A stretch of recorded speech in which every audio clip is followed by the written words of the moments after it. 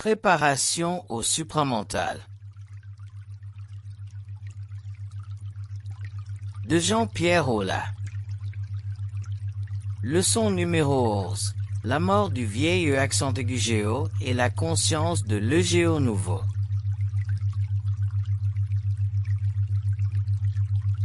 La conscience psychologique de l'être humain et son influx sur la vie de tous les jours dépend étroitement de la conscience du mouvement d'énergie qui se fait en lui et de la compréhension exacte et précise de ce mouvement.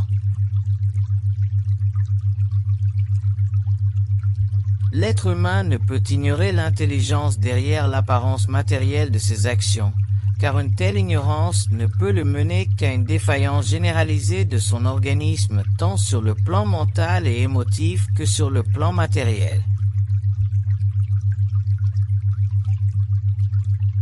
Il est essentiel que l'être humain réajuste sa vision de la réalité vibratoire de son être, afin de pouvoir suivre le rythme de son énergie et ne pas le contrecarrer par des activités qui lui font interférence, activités fondées sur le désaccord entre vieil ego et les forces de vie.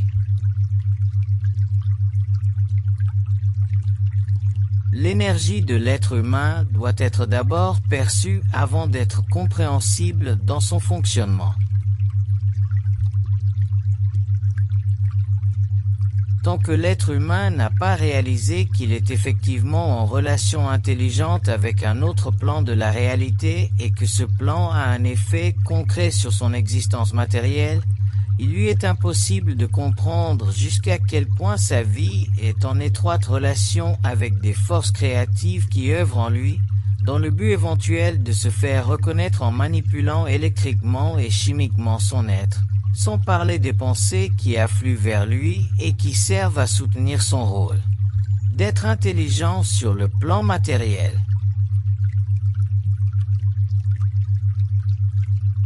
L'être humain est foncièrement un être en évolution, non seulement sur le plan de son intelligence rationnelle, mais aussi sur le plan de son intelligence intuitive et créative.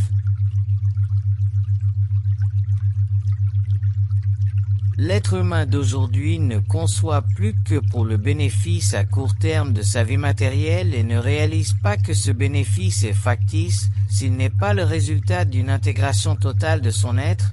C'est accent grave dire s'il n'est pas conscient qu'il y ait en lui des mécanismes cachés qui servent à le lier dans son évolution à des forces de hautes intelligences qui sont à la base même de sa fonction vitale et créative. Mais ces forces ne peuvent entrer en contact mental avec l'être humain que dans la mesure où son esprit s'est ouvert à leur réalité.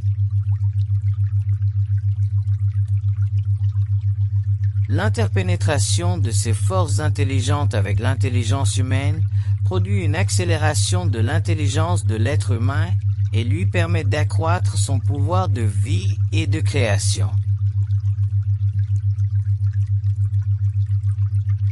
Cependant, l'obstacle le plus difficile à vaincre lors de cette prise de conscience est le désir naturel de l'ego de vouloir mener sa propre barque, lorsqu'en réalité il est incapable de la mener parfaitement, car il subit constamment des obstacles dont il ne comprend pas la raison d'être profonde. Cette incompréhension le force donc à subir la vie telle qu'elle se présente à lui, au lieu de la mouler à la grandeur de sa volonté créative. Il n'est pas suffisant à l'être humain de vivre sa vie telle qu'il est forcé de la vivre, il doit la vivre telle qu'il veut la vivre, c'est-à-dire telle qu'il peut la vivre, dans le cadre de son propre potentiel supramental. Tant que l'être humain vit sa vie sur le plan de son mental inférieur, de son intelligence conditionnée, cette vie ne saura jamais être ce qu'il a toujours senti secrètement qu'elle peut. Justement parce qu'il n'aura pas compris que pour vivre sa vie telle qu'on la sent secrètement, il nous faut cesser de la subir et développer les forces cachées en soi qui nous y barrent l'accès. Mais ces forces, cette intelligence qui difficilement perce la surface de la conscience humaine ne peut plus pâlir devant l'intelligence et la raison de l'être humain lorsqu'elle a commencé à se manifester dans la vie de celui-ci. Elle devient alors de plus en plus puissante et saisit de plus en plus l'être humain dans sa croissance et lui fait reconnaître sa présence et son pouvoir sur les événements de sa vie. C'est alors seulement que l'être humain commence à grandir et à comprendre sa vie.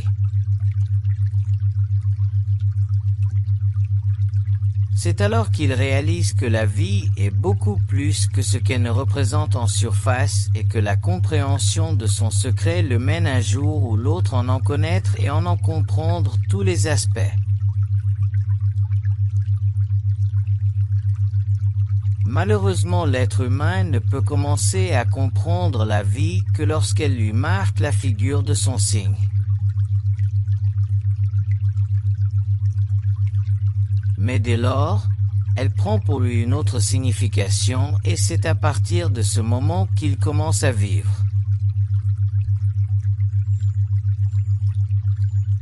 Au début, il craint ses réactions égocentriques, car les forces de vie ne sont pas encore ajustées à sa volonté créative, mais plutôt à ses désirs personnels. Et ce sont ces désirs personnels qui nuisent à l'harmonie vibratoire qui doit exister entre lui et les forces intelligentes de vie. L'ego de l'être humain est constitué d'énergie mentale et émotionnelle. Cette énergie provoque chez l'être humain des réactions, lorsqu'elles sont en confrontation avec un type d'énergie nouvelle que l'être humain n'a pas encore appris à intégrer dans sa vie, de sorte que la réaction originale de l'ego est parfois hostile à cette nouvelle conscience en lui qui perce les murs épais de la conscience conditionnée. Voilà pourquoi l'être humain nouveau doit vivre une période initiale, difficile, avant de bien comprendre les mécanismes de la conscience supramentale qui force sa présence et cherche par tous les moyens à réduire et éventuellement éliminer les formes qui constituent la fondation de la conscience inférieure. Chez l'être humain ancien, l'être humain dont la conscience a été conditionnée par ses sens extérieurs, il lui est impossible de réagir avec intelligence au mouvement caché des forces internes. Mais l'être humain nouveau, à cause de sa sensibilité aux forces internes et aidé dans sa compréhension de leurs mécanismes et de leurs lois, pourra accéder à une conscience proportionnelle à son pouvoir de subir la pénétration en lui de ces forces jusqu'au jour où il lui sera possible de se servir de ces forces puissantes selon l'harmonie de son ego avec elles. Le pouvoir de l'être humain n'a jamais été aussi diminué qu'au cours de la présente période de l'histoire, et pourtant jamais l'humanité n'a été aussi près de réaliser la grandeur interne de l'être humain. Pourquoi alors les choses sont-elles si peu claires dans l'esprit de ceux qui doivent connaître ce nouveau cycle d'évolution? La réponse est simple mais voilée. D'une part, l'être humain nouveau sera conscientisé par des forces invisibles dont il ne connaît pas les rapports étroits avec sa propre vie.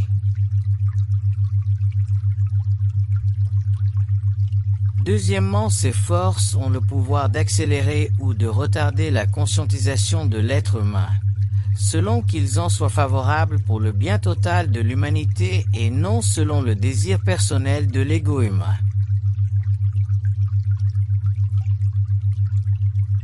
De sorte que l'être humain, l'individu se voit obligé de vivre une période incertaine, jusqu'au moment où la certitude s'installe en lui, non pas parce qu'il a vu, mais parce qu'il a senti ou entendu en lui-même le vrai de l'expérience qui mène vers l'autre dimension de la réalité matérielle. C'est ici que se fait le choix, c'est-à-dire que se fait le partage entre les êtres humains, ceux qui ont en eux le pouvoir de connaître le pouvoir et ceux qui n'ont pas en eux encore dans cette vie le pouvoir de connaître le pouvoir. Ceux qui doivent dans l'avenir connaître le pouvoir sont déjà marqués par ce dernier, mais ils doivent développer la conscience nécessaire afin de le reconnaître et d'en attendre la manifestation, puisque l'être humain est sur le point de connaître le pouvoir. Il est normal que ceux qui sont destinés à ce dernier le sentent, le recherchent, mais ne le réalisent pas encore car le pouvoir n'est pas descendu sur la terre, sur le globe. Il est dans l'attente du moment propice où il devra servir à élever le taux vibratoire de ceux à qui il est destiné et ce, lorsque le temps sera venu pour cette manifestation. Pendant la période d'attente, l'être humain doit être préparé afin qu'il ne souffre pas du pouvoir lorsque ce dernier se manifestera sur le globe.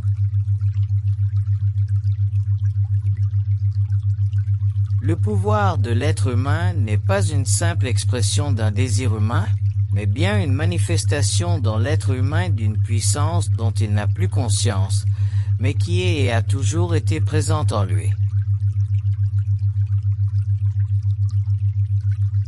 Mais le pouvoir est régi par des lois, car il est émis, manifesté selon des modes d'intelligence qui dépassent les dimensions limitées de l'expérience humaine. Lorsque l'être humain est présent dans son esprit interne, il lui est plus facile de comprendre la raison de ces lois, si ce n'est que dans le cadre de l'ignorance de son propre ego, dont il connaît trop bien les faiblesses et les manquements. Comment peut-il concevoir alors la possession du pouvoir, si cette possession met en danger à la fois la planète et l'humanité? L'être humain n'est pas sans savoir jusqu'à quel point il est primitif et inconscient de ses actes, de leur portée.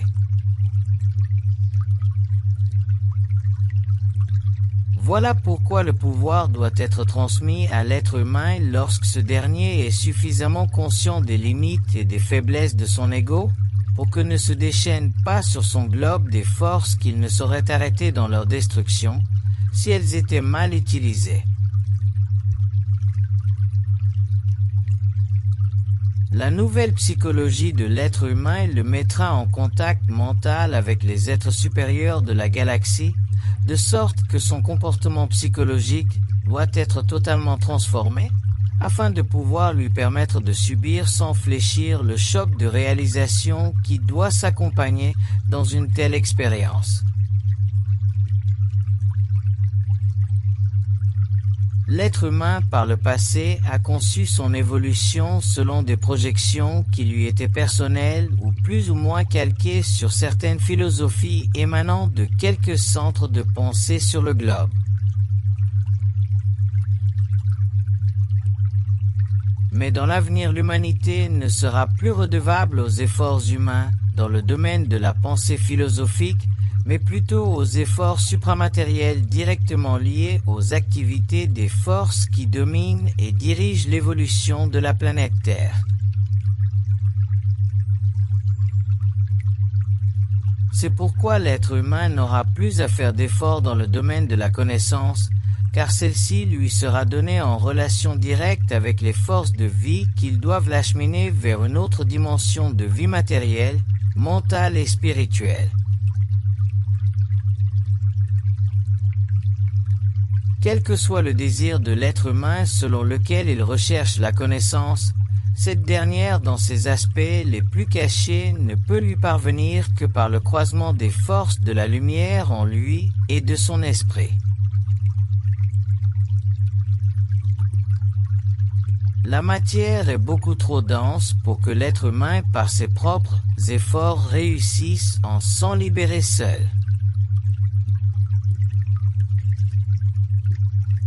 Il aura besoin d'aide et cette aide lui sera fournie selon son plan de vie particulier.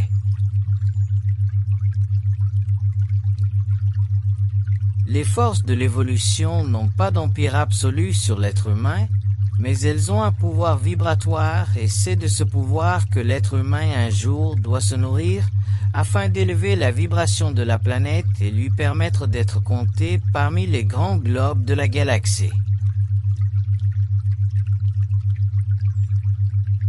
L'être humain ancien sera forcé de baisser pavillon devant l'être humain nouveau, car ce dernier ne pourra plus être piégé dans le jeu de sa psychologie matérialiste et inconsciente.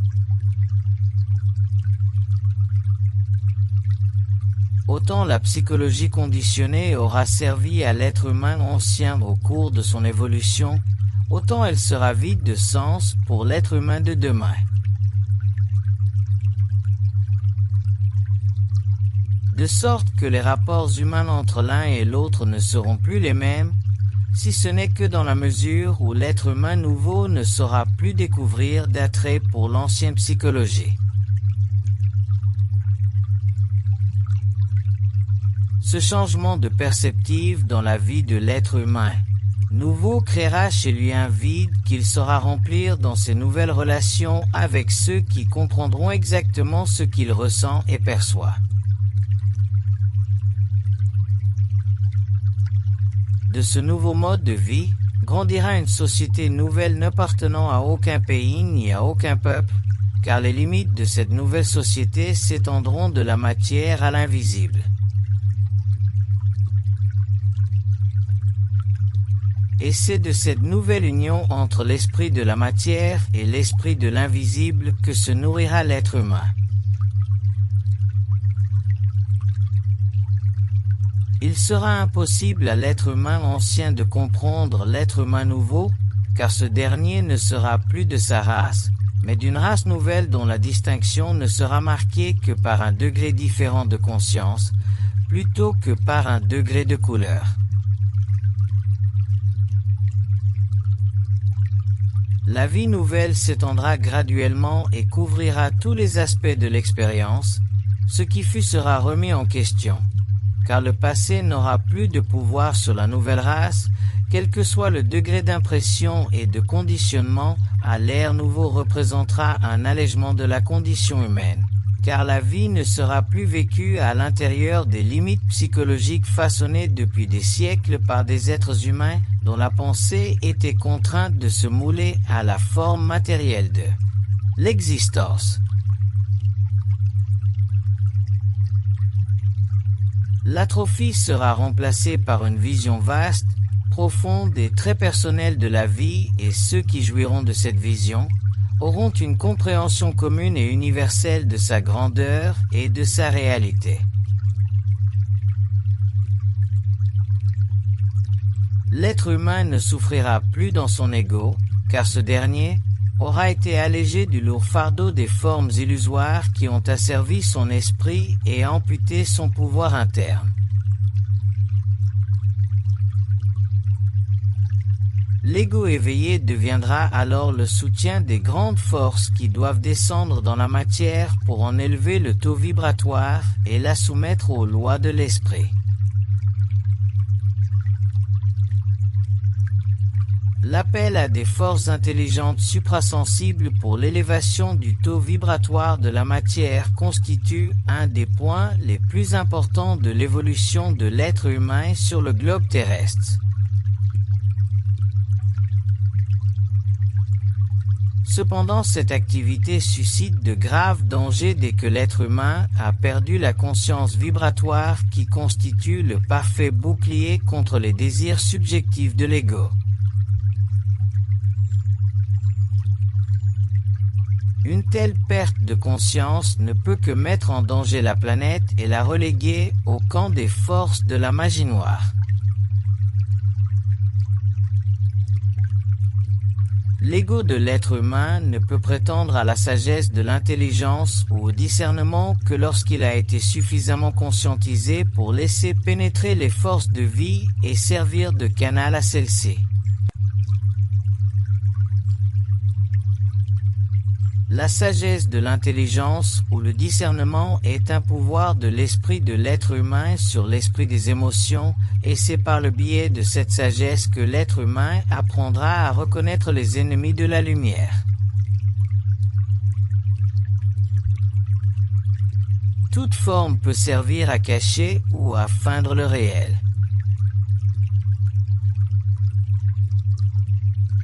C'est pourquoi l'être humain, pour sa propre protection personnelle, doit être capable d'invoquer sa puissance vibratoire pour corriger les influences et les effets de la forme sur son esprit.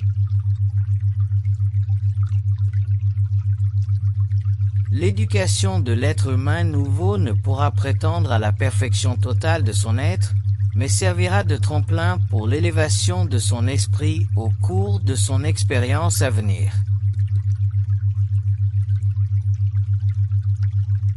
Lorsque les êtres humains se seront suffisamment retournés contre le réel, une partie de cette humanité aura progressé et s'apprêtera à s'en séparer. La séparation sera le signe du début de l'âge nouveau où deux types d'êtres humains évolueront sur le globe, l'ancien et le nouveau. La fin de l'être humain ancien sera reconnue par l'être humain nouveau, car seul ce dernier, en possession de ses facultés vibratoires, aura la facilité de discerner la nouvelle vibration qui lui permettra de percer à travers les différentes et multiples illusions de la personnalité. Armé de ce pouvoir, il lui sera facile de déterminer ce que représente pour lui la vie réelle malgré la masse énorme d'illusions qui l'enveloppe et la rend inaccessible. Cette révolution dans l'être humain sera accompagnée d'un pouvoir interne tellement grand qu'aucun être humain ne pourra plus désormais être influencé par une forme quelconque de l'ancienne vie. Sûr de lui-même, ce type nouveau d'être humain se retranchera des exigences d'une vie conditionnée par une fausse vision, alors qu'une vision totalement nouvelle s'ouvrira devant lui et lui permettra d'accéder au plus haut niveau d'expérience possible sur cette planète. La vie ne sera plus la même et ne pourra plus être vécue de la même façon car sa base aura été anéantie par le choc vibratoire de l'énergie nouvelle qui percera la carapace de la personnalité, liant cette dernière avec un ego conscientisé par un mental alimenté directement des plans suprasensibles que pourra connaître l'être humain par le pouvoir de son esprit éveillé ou réel. L'actualisation de ce nouveau phénomène humain sur la Terre sera le signe précurseur de la grande recrudescence dans le monde, de forces cherchant à éloigner l'être humain de lui-même. Les forces seront tellement puissantes que l'être humain non averti ne pourra y comprendre le plan, et de cette ignorance beaucoup souffriront. L'être humain ne saura plus où mettre la tête car dans quelque direction qu'il regarde, tout autour de lui sera inconscience. Cette inconscience alimentée par les désirs et les passions de l'être humain créera en lui un désespoir tel que les êtres humains ne voudront plus de leur vie car elle n'aura plus de valeur réelle. La vie sera plastique et confuse, les questions fondamentales n'auront plus de réponse et l'être humain se verra obligé de subir le jonc de son ignorance et de sa déchéance. Alors que la Terre sera envahie par des forces de toutes sortes, un nombre restreint viendront de tous les pays du monde s'allier, se retrouver et s'entendre, car ils auront la conscience de la vibration supramentale en eux.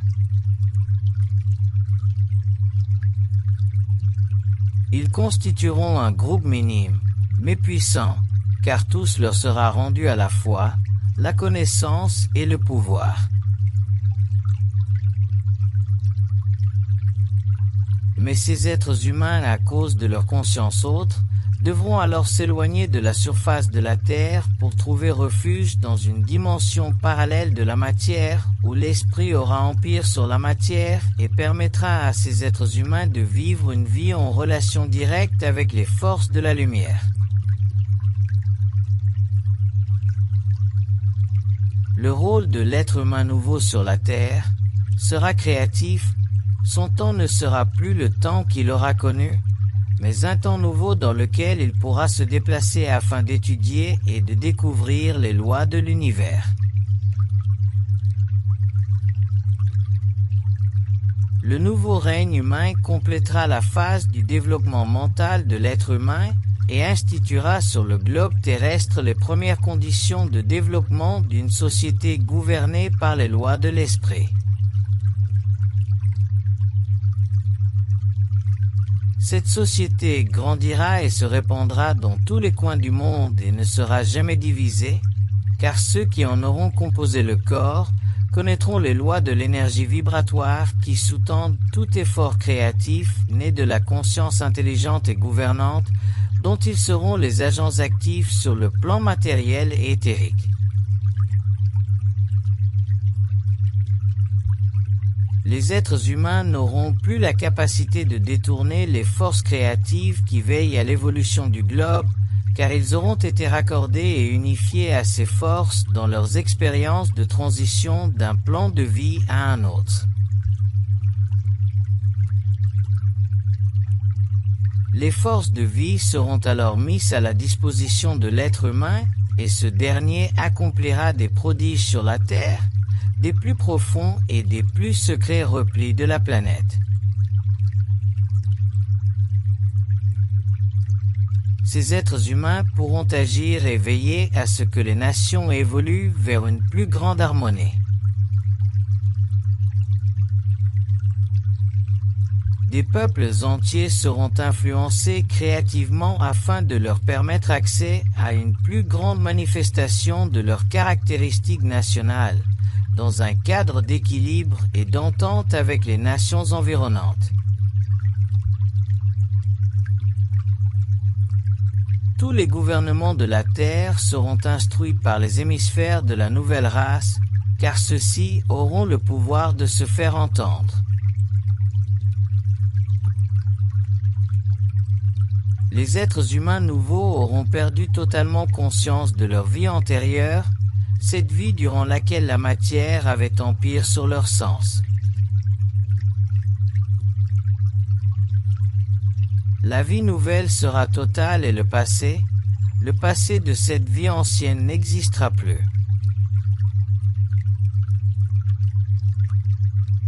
La conscience individuelle sera tellement grande que l'être humain ne pourra regarder que dans l'avenir et travailler à la construction d'un monde nouveau, d'un monde à la fois merveilleux et à la fois très jeune. Mais la jeunesse de ce monde nouveau sera la marque de sa conscience et non de son immaturité. Les voiles de la science auront été levés de telle sorte que la société réfléchira sur ce qu'il y a de plus grand et de plus somptueux. Les forces créatives domineront par leur présence dans la conscience de l'être humain les efforts de ce dernier et permettront que ce dernier bénéficie de leur présence. La Terre connaîtra alors son paradis et les êtres humains en seront les habitants les plus fiers. Calqués sur des principes nouveaux d'organisation, la société nouvelle ne pourra qu'excéder les limites de l'ancienne et conquérir les plus hauts plateaux de la perfection sociale. autant l'être humain ancien aura cédé aux forces de toutes sortes qui dominent sa conscience, autant l'être humain nouveau sera affranchi de ces forces et pourra conserver l'équilibre naturel qui existe entre lui et les sphères jusqu'ici inconnues de la majorité.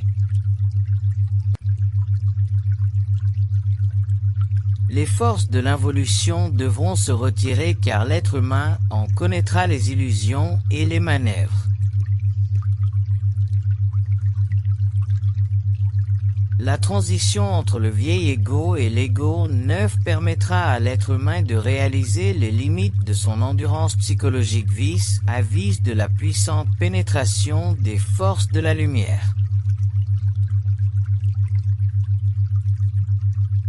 Il verra jusqu'à quel point il peut les supporter en lui-même sans faillir dans son rapport avec elles.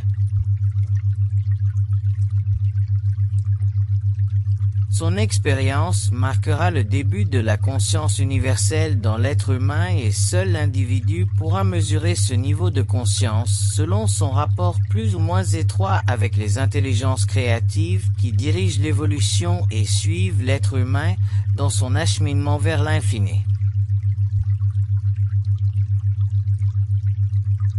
Le raccordement entre la conscience éthérique de l'être humain et sa conscience matérielle créera le premier pont entre la science cosmique et la science matérielle. De sorte que cette dernière verra ses derniers jours et serait remplacée par une science si avancée que tout ce qui est connu aujourd'hui dans les plus grands centres de recherche était dépassé.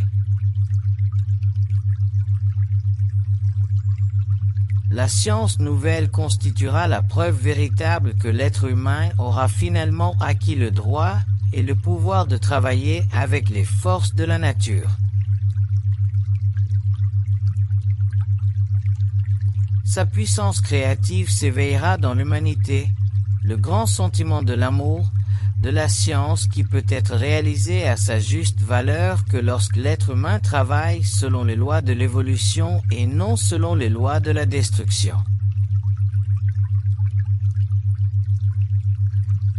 Le vieil ego de l'être humain, celui qui ne comprend que par ses sens matériels et n'évalue que par la présence de ses sens, aura perdu son effet intelligence sur la forme émotive et cette perte de contrôle sur cette forme lui assurera la domination totale de l'énergie mentale en lui, l'énergie dont il n'a aujourd'hui aucune conscience car sa présence ne peut se faire sentir que dans le cas où l'émotion a été suffisamment réajustée, c'est-à-dire rendue créative selon la qualité objective qu'elle peut posséder lorsque l'ego est suffisamment conscient de l'illusion du libre arbitre temporel.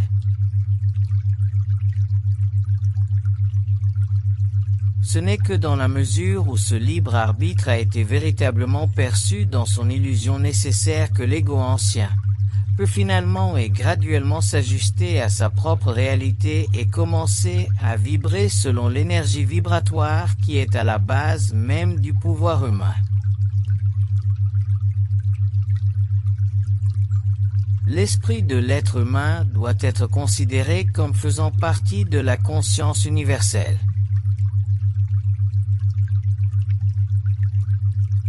Avant que ce dernier puisse réaliser le pouvoir de cette conscience, ainsi lorsque l'être humain a cessé de se considérer comme tel, c'est-à-dire un être subjectivement intelligent, il commence alors à prendre conscience en lui-même d'une valeur infinie d'intelligence qui n'appartient pas à lui en soi, mais qui fait partie de lui, car elle passe par lui.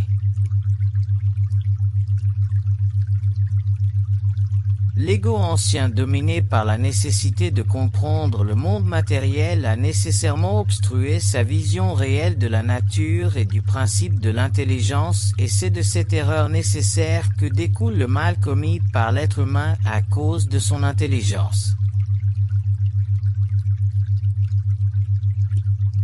Ce n'est pas l'intelligence de l'être humain elle-même qui doit être considérée en faute, mais l'émotion de l'être humain dans son intelligence.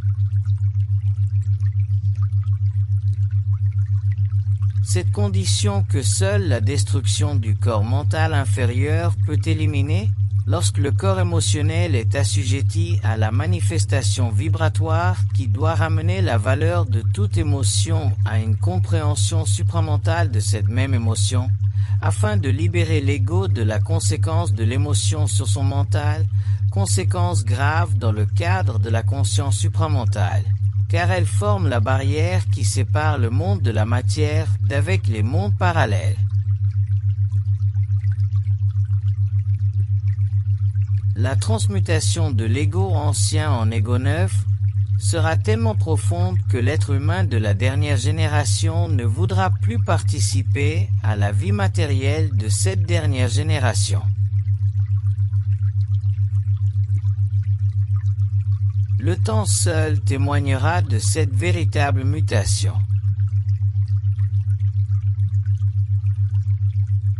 Il est impossible à un ego de savoir, de connaître la nature de sa progression dans le changement profond de son être-té, car c'est justement ce changement qui lui permet de réaliser le changement.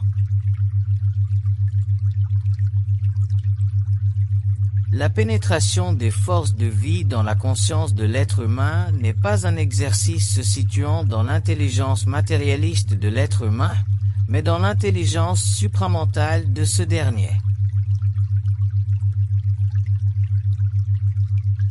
C'est pourquoi tout être humain qui tend vers la conscience supramentale découvre un jour ou l'autre qu'il n'est plus le même, si ce n'est que dans la constitution psychologique de son savoir personnel, car ce savoir aura été introduit par l'ouverture d'un centre supérieur en lui-même, non conditionné par les idées préconçues qu'il peut être fait de lui-même ou de la réalité.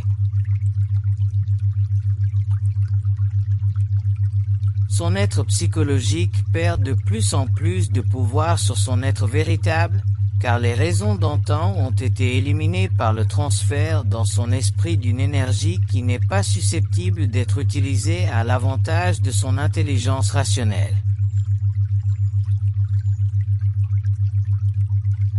L'actualisation en lui d'une faculté neuve devient son point d'appui personnel et la fondation de son individualité grandissante et de plus en plus intégrée et intégrante. La qualité de vie change avec le temps et l'être humain ancien meurt petit à petit comme une flamme que l'on a cessé d'alimenter, faute d'oxygène. Alors que la nouvelle intelligence s'installe en lui, il voit très bien que sa vie présente est simplement une page qu'il doit tourner afin qu'il soit établi dans un avenir certain pour lui seul, que de l'autre côté de la vie matérielle s'étend une vie encore plus réelle et plus vaste, car elle contient les secrets de la création. Tant que l'être humain ancien n'a pas suffisamment disparu de la conscience de l'être humain de demain, ce dernier doit en subir la présence et la petitesse. La patience s'installe alors en lui, selon le degré de sa sagesse naturelle et vient à bout de l'être humain ancien.